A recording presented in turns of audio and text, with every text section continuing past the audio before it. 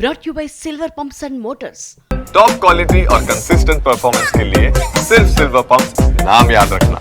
9, 10, 11 ఈ తేదీల్లో పాకిస్తాన్ మీద భారత్ దాడులు చేస్తుందా? పాకిస్తాన్ కి గట్టి గుణపాఠం చెప్పేందుకు భారత్ రంగంలోకి సిద్ధమవుతుందా?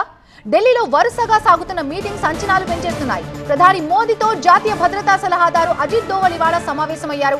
దేశ భద్రత స్థితిగతులపై మోదీకి దోవల్ బ్రీఫింగ్ ఇచ్చారు. 48 గంటల్లో మోదీ దోవల్ భేటీ కావటం ఇది రెండోసారి. ఇక రేపు దేశవ్యాప్త మాక్ డ్రిల్ కి ముందు వీరిద్దరి సమావేశం ఇప్పుడు హైలైట్ అయింది. ఇప్పటికే రక్షణ మంత్రి త్రివిధ దళాధిపతులతో మోదీ భేటీలు నిర్వహిస్తున్నారు.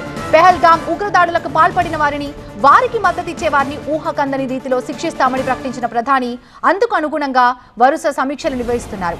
దేశ భద్రతపై ఎప్పటికప్పుడు దిశానిర్దేశం చేస్తున్నారు.